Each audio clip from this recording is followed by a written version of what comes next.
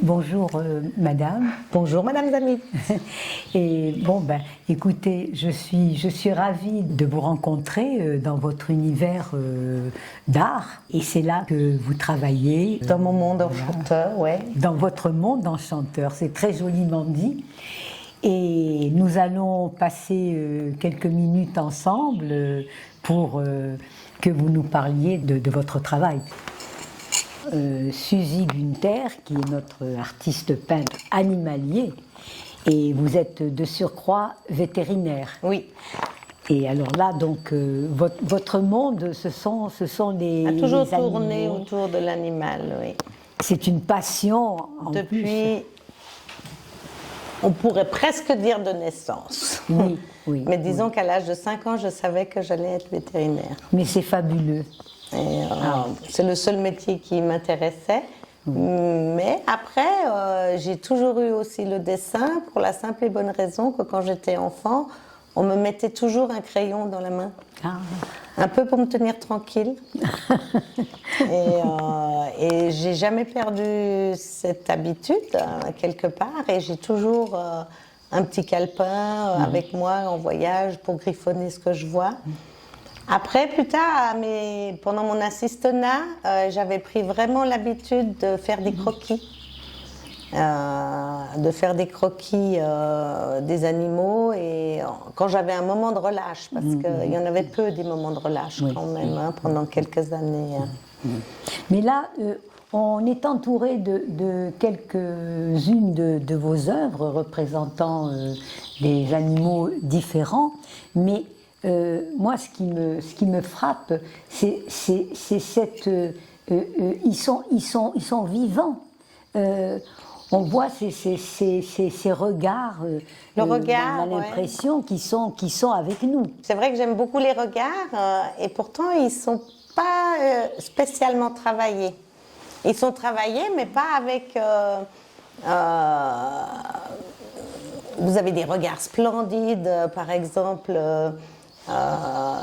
Balzac et compagnie, qui est une force au niveau du regard incroyable. Et ça, c'est vrai que c'est aussi un de mes peintres que j'adore. Mais j'ai toujours eu un peu un faible pour les regards. Ils doivent transcrire quelque chose, mais en 3-4 traits. Oui, en effet. En 3-4 traits, par parce exemple, en minimalisme. Cette panthère noire que j'ai en face de moi, mais j'ai l'impression qu'elle va venir vers moi. C'est le but. C'est tellement... Après, vous avez un loup aussi derrière vous, pendant mes propagandes de protection du loup. Et j'aime beaucoup les fauves. J'aime beaucoup les fauves, les chevaux. Oui, oui. Après, tout animal. Hein. Oui, oui. J'ai beaucoup dessiné, chat, chien, tout ça, mais il y a vraiment maintenant une explosion sur le cheval, sur les fauves, qui m'ont toujours inspiré une liberté, un respect qui est incommensurable. Oui, oui. Votre travail de vétérinaire consiste en quoi exactement ? Alors, naturellement, j'ai fait mon assistanat, mes études vétérinaires à Berne, en canine et féline, mais j'ai très vite eu l'envie de faire les animaux sauvages, les chevaux. Et j'ai eu la grande chance pendant mon assistanat de faire une année les rapaces et les nouveaux animaux de compagnie qui venaient à cette période-là gentiment sur le circuit. Et j'ai pu très vite, après mon assistanat, partir sur le zoo de Bâle. Et là, j'ai pu approcher déjà, avoir un tout autre rapport avec les animaux, mais ce qui me dérangeait, c'était la contention. Alors du coup, je suis partie faire beaucoup de voyages, plusieurs fois en Afrique, au parc Kruger du Kenya, en Namibie. Après, j'ai fait aussi l'Inde. J'ai mon permis de conduire d'éléphant. Ah oui, ouais, il existe un permis pour pouvoir justement les soigner. Il faut connaître les ordres de dressage. Et après, j'ai eu un grand faible aussi pour les otaries. Oui. pour Antibes, Marineland, tout ça. J'ai fait des stages là-bas, mais chaque fois, j'avais la boule au ventre parce que ce sont des animaux qui sont malgré tout en contention. Et on a des pathologies les concernant qui sont viscérales chez moi. J'arrive pas. C'est vraiment viscéral et donc ce qui m'intéressait, c'est les réserves. Oui. L'observation, l'étiologie, justement de passer des heures et des heures à les observer. Et puis après, forcément, avec l'anatomie, avec la connaissance un peu de l'anatomie, il y a toujours un petit côté aussi un petit peu spécial dans le sens que un cadavre ne me rebute pas. Hein. On va justement analyser les os, les muscles et tout ça parce que c'est tellement varié. Les muscles d'une girafe, d'un rhinocéros, d'un hippopotame, c'est juste quelque chose d'impressionnant. Quoi, hein. La nature est parfaite. Oui, oui. La nature est parfaite et nous, on ne peut que être à la limite les petits contemplateurs. Hein. Mais vous communiez totalement avec la nature, en fait. Oui. Ah oui, c'est Oui, il m'est arrivé à plusieurs reprises de dormir vraiment dehors. J'ai pas peur de ça, d'être sous la pluie 3-4 jours. Mais même arrivé de rester 15 jours les pieds dans l'eau, hein, dans des tentes. Et mes nombreux voyages m'ont aussi permis d'aborder différentes espèces. Et que ce soit en Indonésie, sur l'île de Java, on avait l'anaconda, les orang-outans forcément, sur Bornéo. Après on avait... mais c'est pas quand même ma tasse de thé, les reptiles, tout ça. Hein. J'ai quand même dû... C'est splendide, à observer, c'est splendide. Mais pour les manipuler, il a fallu quand même que je fasse un stage bien initié. J'avais des appréhensions, maintenant j'en ai plus. Ça c'est bien. Avec l'expérience, le temps et l'expérience, effectivement, c'est certain. Vous avez une autre corde à votre arc, c'est tout à votre honneur. Vous faites partie d'une association. Oui, alors bien sûr de plusieurs, plusieurs associations. Bien sûr, depuis toute petite, Brigitte Bardot, c'est clair et net. Je ne la renie pas. C'est un peu mon surnom parfois, mais où ils me disent bébé, mais c'est plus la barge du Bargy, parce que le Bargy chez nous, c'est une montagne qui accueille les bouquetins. Où les bouquetins se sont réimplantés chez nous en Haute-Savoie et il faut vraiment les protéger parce que on a la maladie qui s'est installée de brucellose et c'est une vraie guérilla pour les vacciner et puis il y a eu tout le travail de fait pour essayer de garder l'espèce en place. Et après, forcément, maintenant, je reste un peu en Europe. Et le lynx, ici, c'est la région du lynx. Et la région de protection du lynx, parce que nous sommes au pied du Jura. Et il y a le centre Athéna, à Lons-le-Saunier, qui fait des choses faramineuses, qui est d'ailleurs le centre de protection le plus grand de France, et qui travaille directement aussi avec... les Vosges, l'Allemagne, la région de l'Allemagne, du Palatinat, de la Rhénanie, avec la réinsertion de ces animaux-là qui ont vraiment beaucoup de peine à s'installer, à survivre, ce qui n'est pas du tout le cas du loup. Hein. Le loup, lui, va bien. Oui, tant mieux. Et puis après, il y a bon nombre d'espèces. Ici, par exemple, je me plairais à protéger le ragondin, mais je me ferais que des ennemis, quoi. Hein. Mais j'en ai déjà apprivoisé quelques-uns. Je teste un peu tout. J'aime bien un peu tout mélanger. Alors là, vous avez, par exemple, sur le loup, vous avez un système d'argenté, alors qu'on n'utilise jamais d'argenté, c'est de l'acrylique. Hein. À la lumière, c'est souvent des tableaux qui changent un peu avec la lumière, en fonction du reflet du soleil qu'il y a dessus. Et parfois, je dessine même avec de la cire. Des typex, des choses comme ça. J'aime beaucoup le sable. Je mélange le sable avec l'acrylique, ce qui donne ce côté un peu granulé. Ça, on peut faire beaucoup de choses avec. Après, vous avez aussi une superposition parfois sur le cadre alu, que je fais pré-imprimer sur certaines choses et je retravaille par-dessus. Le rocher, par exemple, de la panthère, là, il est retravaillé en holographique par-dessus pour faire un petit peu du relief. La panthère également, on va lui travailler que son museau. C'est des essais, il y a des essais, parfois c'est pas très concluant. Et après, c'est difficile de revenir. Mais plusieurs techniques mixtes. Oui. Voilà. Oui, ce qui me passe par la main. Oui. Ça peut être la dispersion sur mur aussi. Oui, oui, oui. J'aime beaucoup les bombes, les bombes spray, les techniques, quelques techniques aussi de bombes spray. Parfois, je commence un dessin à l'encre de Chine et je vais le terminer à l'acrylique, je vais le terminer. L'huile, je ne travaille pas, l'aquarelle, je travaille peu, parfois. Et là, dernièrement, c'est vrai que j'ai une prédilection sur de l'aluminium. Parce que ce qui m'a toujours intéressée, c'est de les avoir parfois dehors. Les tableaux, ils prennent la poussière et on ne peut pas les mettre dehors. Et ceux-là, on peut les laver. On peut les mettre dehors, ils peuvent prendre la pluie, le soleil. Et vous passez un coup de chiffon dessus et ça revient. Et vous pouvez pour les vérandas, pour beaucoup de centres équestres qui me demandent, justement parce qu'il y a beaucoup de poussière, de sable dans les petits bars saloons, ce genre de choses. Oui, parfois ils sont directement imprimés par l'original que je crée et il est imprimé sur de l'alu. C'est aussi un art de trouver la bonne impression, la bonne couleur d'aluminium. Quelques jeux de couleurs, parfois je les retravaille et parfois je les retravaille pas du tout. Le sujet de base est relativement petit et on va le tirer, on va l'agrandir et on va voir jusqu'où on peut éventuellement donner la consistance. C'est un jeu. J'aime beaucoup le clair-obscur Les jeux de lumière. Oui. Et celui-là, je l'ai uniquement fait au pinceau et avec une éponge métallique. Et c'est de l'acrylique. Et là, c'est de l'acrylique. Là, c'est de bombe spray avec une base aquarelle. Et après, tout peut passer. Il y a tellement maintenant de...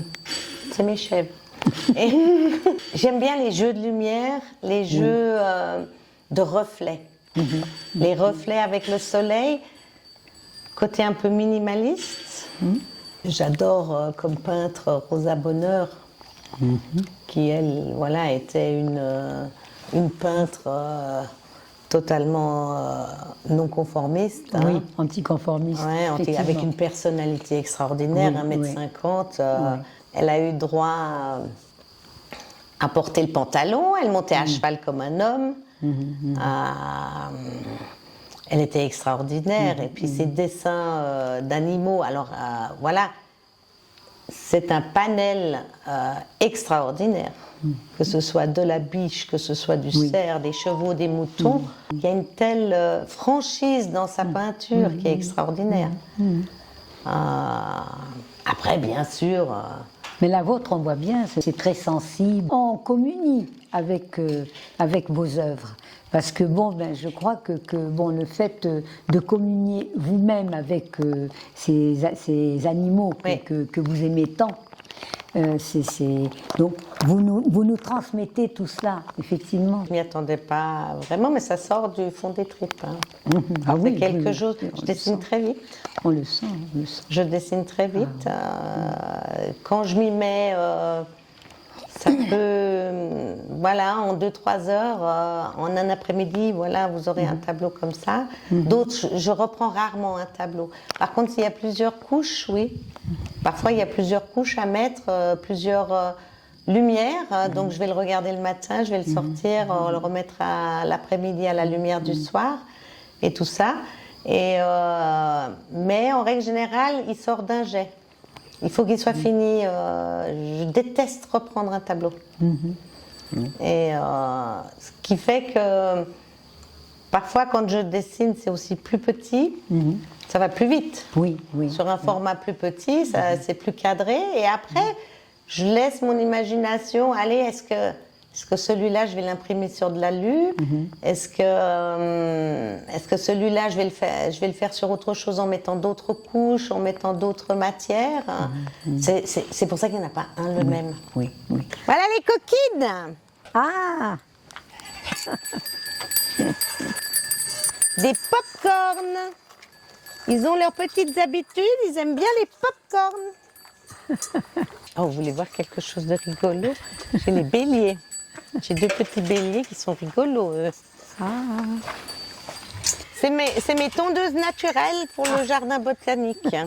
Et ils adorent l'harmonica. Alors, c'est un centre LPO, Ligue de protection ornithologique, qui a été agréé par... l'agrément, c'est Alain Dugrain-Dubourg qui le donne. Ah oui. Et qui fait partie justement d'un de mes héros. Oui, oui. Héros, quoi. Oui, Français. Oui. Héros. Et du coup, comme le jardin botanique, c'est un jardin botanique, chaque arbre a son étiquette et ce sont des espèces qui ne sont pas spécialement d'ici, mis à part le verger. Vous avez un séquoia, un arbre mammouth, là, les magnolias, et vous avez une diversité de plantes avec des araucaria, des cèdres du Liban, qui font que les oiseaux sont terriblement attirés. Et du coup, les oiseaux colorent ce jardin botanique autrement qu'avec les fleurs encore. Et donc, entre deux, les petits moutons font la tondeuse naturellement. Alors. Ah oui, c'est le bouquetin.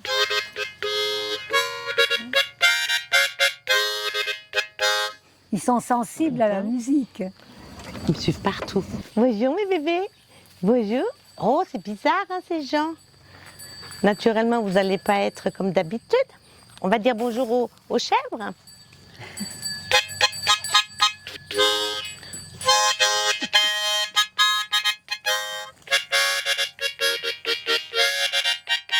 Mais ils ne se bagarrent pas.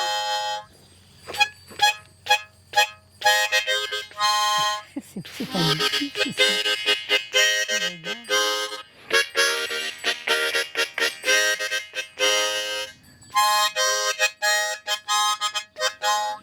Vous avez faim?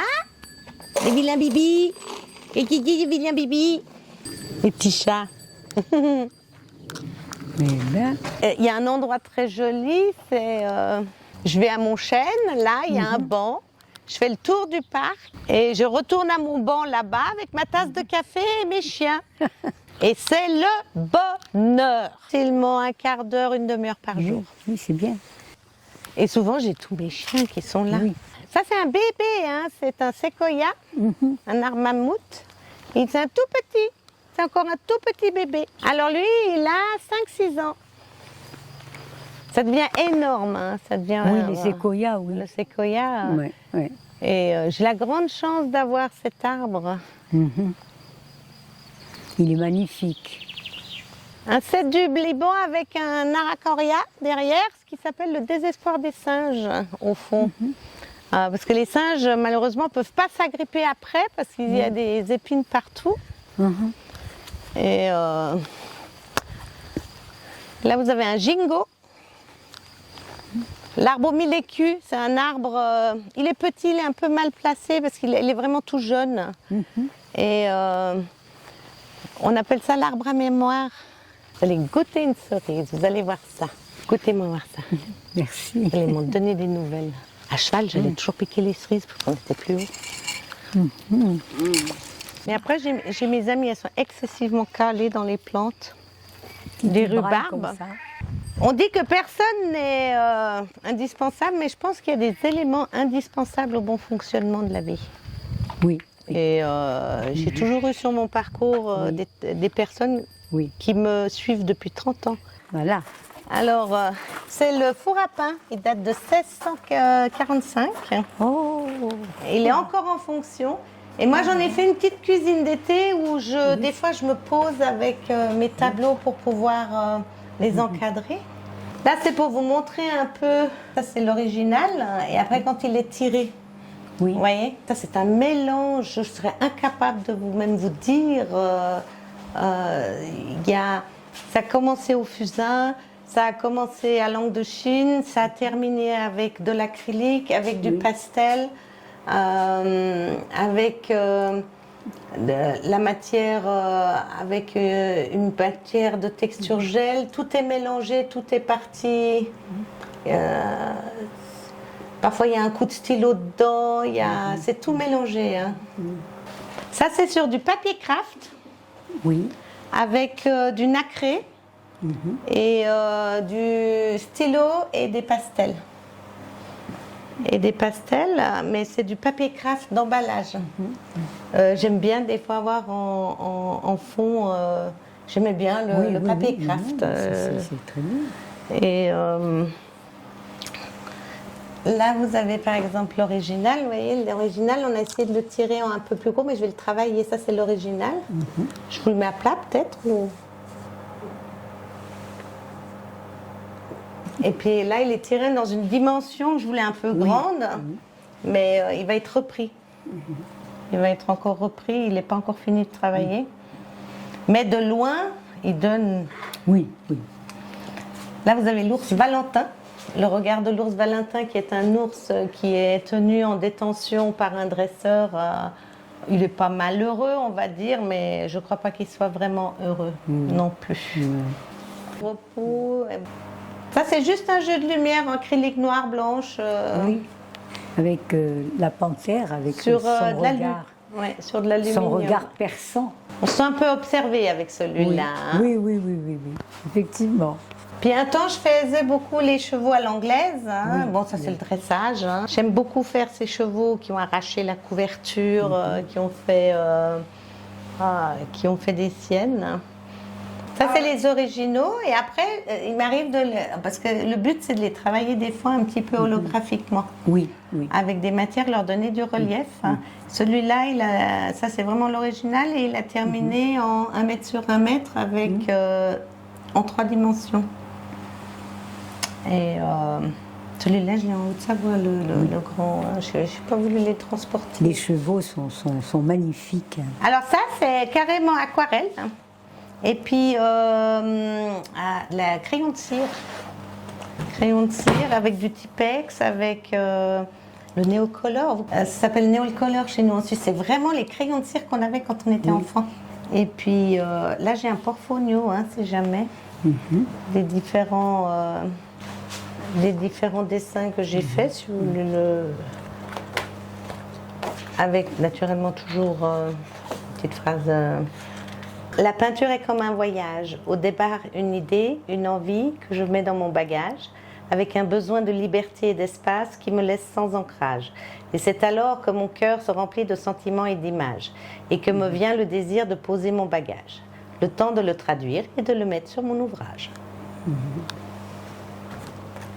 Et après, là, il y a beaucoup de dessins, je sais pas, ça c'est dans ma salle de soins, donc vous allez peut-être pouvoir prendre directement. C'est un peu, ça c'est le portfolio que j'avais, que j'ai, il faut que j'en renouvelle. Ça c'est un très grand, hein, la baguette. Là, vous l'avez aussi. Mais ce hobby vous prend du temps. Parce Oui, que j'adore. Voilà, que comme vous êtes. J'adore, il me prend du temps, il me fait évader. Je m'évade et puis. Très bien, très bien. Voilà, celui-là, on l'a dedans en original. Hein. Il est grand, hein. Il est très grand. Celui-là, il est parti. Je vais le faire en grand. Oui. Et je crois que je vais le faire sur de l'alu brossé. Parce que j'ai naturellement aussi un imprimeur qui est complice. Hein. Et ça, c'est mon cheval. Nino. Il s'appelle comment? Nino. Ah, Petit gamin. Très bien, oui. Petit gamin qui est costaud. Hein. Comme Rubens, il les aimait. Oui. Les chevaux ibériques. Vous savez, moi je fais des fois des expositions dans le parc quand il fait beau. J'expose les tableaux derrière les bosquets, les gens se promènent et puis j'ai pas besoin d'aller bien loin. Hein. Ça c'est ma voiture et j'ai fait le logo de ma voiture avec le lynx actuellement parce que ici dans le Jura c'est le lynx. Et puis c'est magnétique. Alors en fonction de ce que je fais, je change mon action.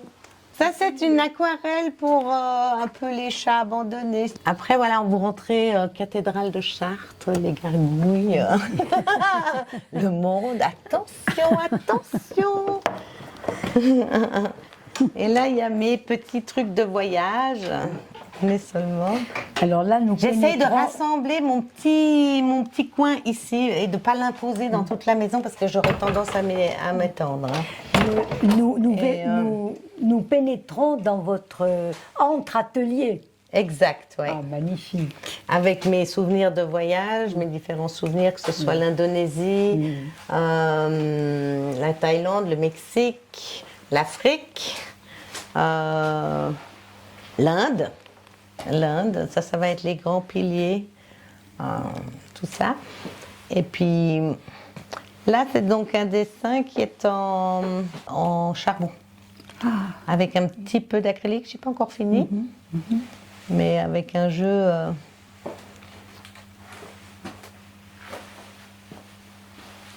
Donc du charbon, différents charbons. Je pars pas de modèle, je pars pas de photos, ça jaillit un peu comme ça.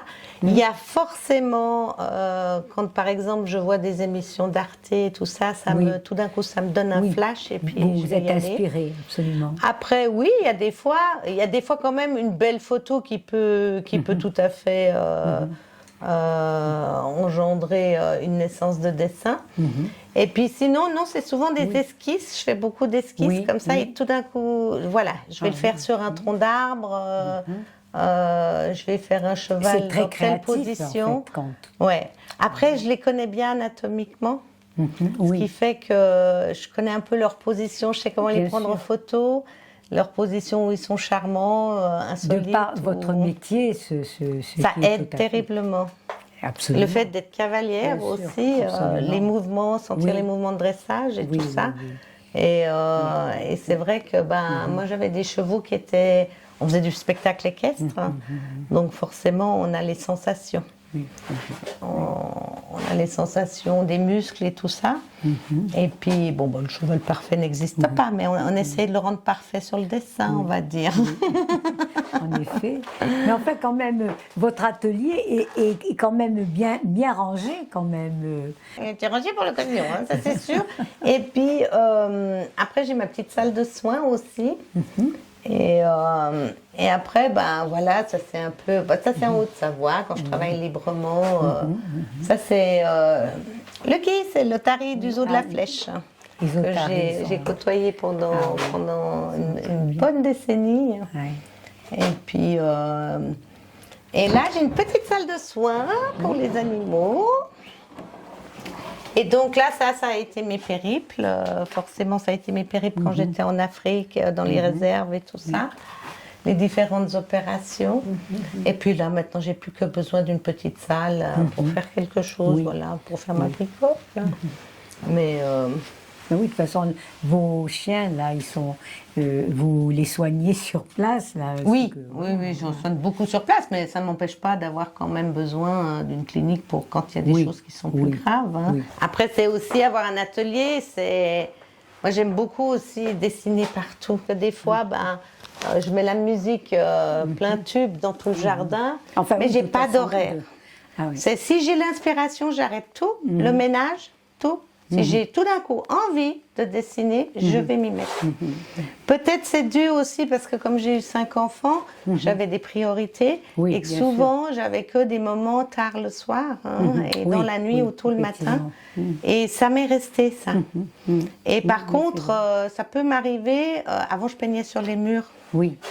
Sur les murs, les trompe-l'œil, tout ça. Et dans ma maison à Haute-Savoie, j'ai refait plusieurs fois le mur.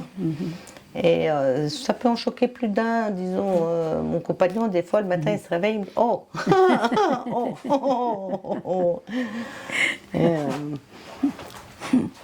Après, on mettait de la tapisserie, et où on repeignait, quoi, un gros coup. C'est un mûrier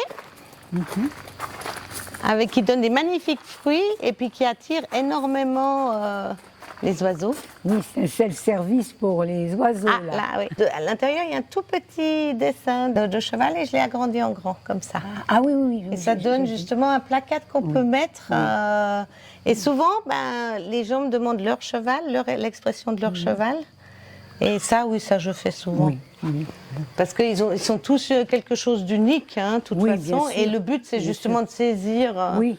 Et ça, c'est sur alu brossé. Alors que c'est un dessin qui est fait en pastel, acrylique. Alors, il n'y en a qu'un d'exemplaire. Un seul. Ouais, normalement, l'original est livré avec l'exemplaire. Ce que les gens, voilà, parfois vous avez des gens qui désirent un fond plus coloré, Oui, oui. qui désiraient que c'est parfaitement le cheval qui est, mais il est en noir ou il est en brun. Et ben pourquoi pas justement changer ça, mais par contre c'est une série limitée, c'est clair. Je donne l'original avec. Parce que sinon ce ne serait pas très intéressant. Parce que directement sur toile, c'est faisable. Mais après, vous ne pouvez pas y mettre en extérieur. Oui. Alors qu'en extérieur, il faut quand même utiliser des couleurs qui tiennent. Pour l'instant, voilà, j'ai jeté mon develu sur de l'alu. Hein, mais après, alors, la base est une tapisserie de crépi, de faux crépi. Ça, c'était pour la protection du phoque. C'est juste des petits logos, mais qu'ils ont pris, Pro Nature a appris, genre de choses. Oui. Ça, c'est le regard de braise. Ça. Ça, c'est ma petite chambre africaine. Ça. Il y en a un qui pleure, là. C'est Pitou. Pitou, le perroquet. Oh, il vit avec moi depuis presque 30 ans. Quand même beaucoup de grands. Là, j'ai un chat. Les perles, il adore les perles. Il est costaud, hein? Oui, oh là là, ben oui. Et il va grandir. Oui.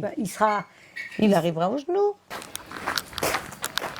Eh bien, nous vous remercions, Madame Suzy Günther, de nous avoir merveilleusement bien reçus dans votre univers, dans votre magnifique univers où vous travaillez aussi bien en tant que vétérinaire et aussi en tant qu'artiste, qui est votre hobby, mais enfin un hobby exceptionnel. Je suis heureuse de vous avoir rencontré parmi mes artistes et j'ai constaté que vous étiez déjà l'ami des animaux, vous les représentez merveilleusement bien.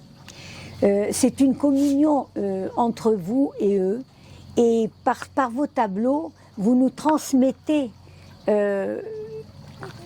merveilleusement bien cette passion, cet amour profond des animaux, et donc le fait aussi que vous soyez vétérinaire. Vous êtes en symbiose avec les animaux, avec la nature. Que demandez-vous de plus? C'est merveilleux. Alors, tout d'abord, j'étais enchantée de faire votre connaissance aussi. Et puis, effectivement, j'ai énormément de chance de vivre avec les animaux, de les aimer et de pouvoir poursuivre ma passion à fond. En sachant que depuis toute petite, je sais que je voulais faire ce métier de vétérinaire.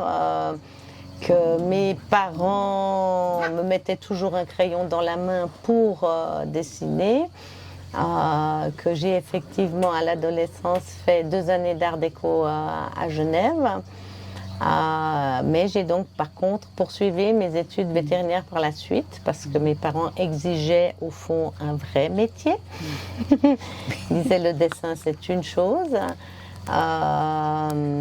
Et ils m'ont par contre toujours soutenue.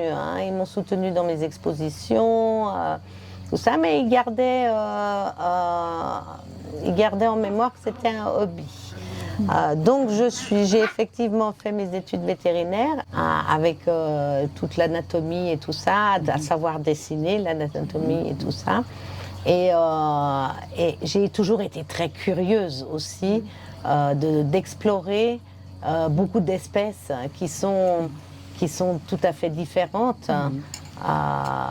que ce soit lors d'une autopsie même, ou un animal qui est spécifique, de justement regarder comment il est formé, comment sont placés les muscles et tout ça.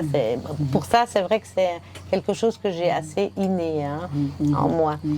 Et de pouvoir maintenant, avec le temps, prendre le recul, lever un peu le pied sur la vie active réelle vétérinaire et ne plus que pouvoir me projeter sur les protections animales, j'avoue que j'ai beaucoup de plaisir et que je le fais avec beaucoup de cœur et beaucoup de conviction. Et ainsi que avoir le temps de dessiner. Oui. Il y a un changement avec un éclatement de peinture un peu plus... On le sent. Plus forcé. Oui. J'ai quand même beaucoup changé le dessin. Je pense que c'est quand même dû aussi à une traversée de la vie de l'année dernière qui était assez prenante. Et j'ai senti mes techniques sortir plus du fond des tripes. Et j'espère pouvoir continuer parce que j'aspire vraiment qu'à ça dans le cadre dans lequel je vis. Oui, oui. Et j'ai recherché ce cadre. Une magnifique source d'inspiration. Ouais. Oui, c'est. Et avec les oiseaux fabuleux. et tout ça, mais peut-être aussi dessiner quelques oiseaux, ça peut être pas mal. Oui, et puis j'ai aussi un projet, c'est de faire quelques animaux de la forêt par ici, parce que le village m'a demandé aussi si je pouvais exposer et de faire plutôt des animaux de la région, et ce sera avec un immense plaisir. Soit pas nouveau, parce que j'en ai déjà dessiné beaucoup, mais me relancer à un moment donné dans la faune d'ici, oui, ça me plairait beaucoup. Merci beaucoup, madame. Et je vais vous poser quelques petites questions, qui sont, voilà. Alors, à travers la peinture de tous les temps, quels sont les femmes, les hommes, les animaux qui vous inspirent? Alors forcément, il y a beaucoup d'animaux, mais naturellement j'ai un petit peu une prédominance pour les fauves et puis l'ours et les chevaux. Rosa Bonheur m'a terriblement inspirée, vu sa personnalité totalement non conformiste. C'était quand même une personne extraordinaire et qui a une telle franchise dans ses peintures animales. Et après, c'est sûr que Pisanello m'a aussi inspirée en étudiant Pisanello. Je pense qu'il a aussi fait beaucoup, son travail a aussi beaucoup inspiré De Vinci. Oui. Et De Vinci, lui, il a mis en lumière complètement les chevaux, il savait capter la dynamique. Il arrive à jongler avec les proportions et la beauté, ça c'est sûr que De Vinci, c'est juste extraordinaire. Après, bien sûr, il y a Géricault. Oui. Géricault, avec sa sensibilité extrême, l'œil vif, les muscles qui tressaillent sous la peau.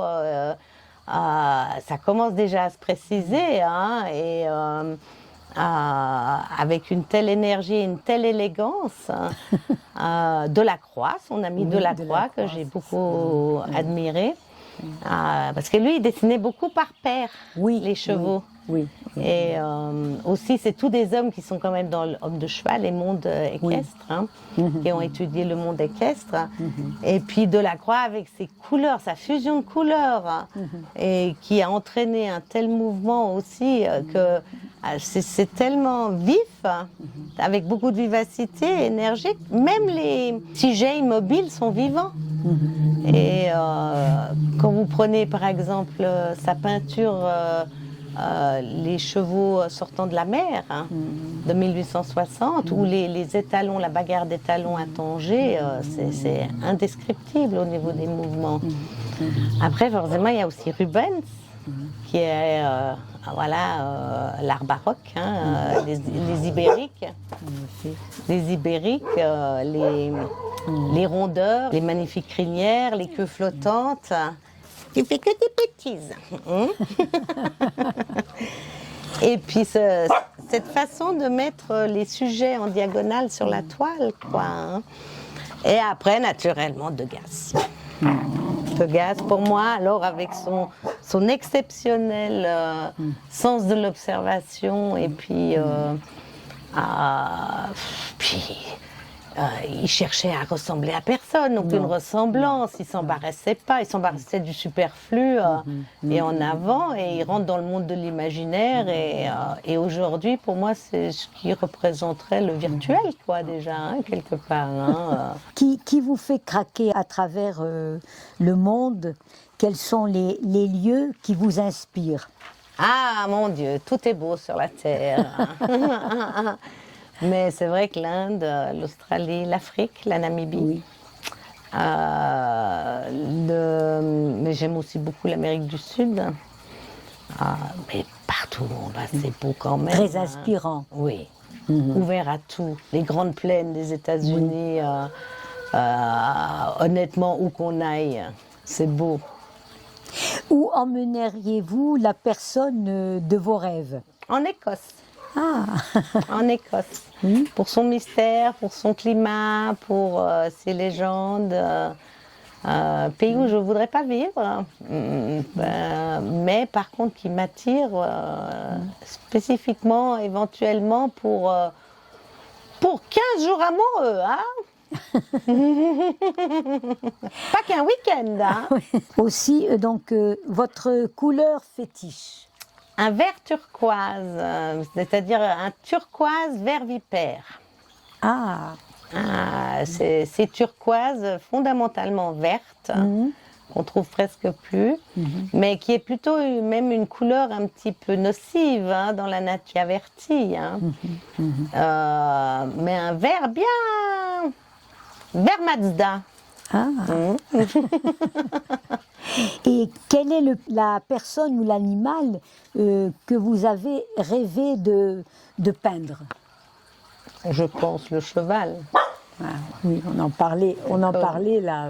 L'histoire s'est quand même construite sur le dos d'un cheval et puis la conquête du monde s'est faite sur le dos d'un cheval et le cheval est toujours là depuis toujours et la beauté, c'est une très belle école d'humilité le cheval. Oui. C'est une magnifique école d'humilité et puis il vous remet à sa place et c'est juste les capacités d'un cheval, ça reste quand même du mystère. C'est un fabuleux mystère de beauté, quoi. Et que pensez-vous des chevaux à l'île de Pâques? Parce qu'il y a des chevaux sauvages là-bas, enfin qui sont encore. Que pensez-vous de ces chevaux? Eh bien, qu'ils sont bien heureux d'y être. Hein. Oui. Ça, c'est bien, ils sont au moins en liberté. Hein. Après, on partirait plutôt sur un petit cheval double poney. Mais après, je ne les connais pas spécifiquement quand même, hein, l'île de Pâques. Hein. Il y a beaucoup de races, mais là, vous me posez un petit peu quand même une... Je vois très bien comme ils vivent sauvagement autour et tout ça. Et, mais après, je n'oserais pas m'aventurer plus. Oui. Je vais rester humble.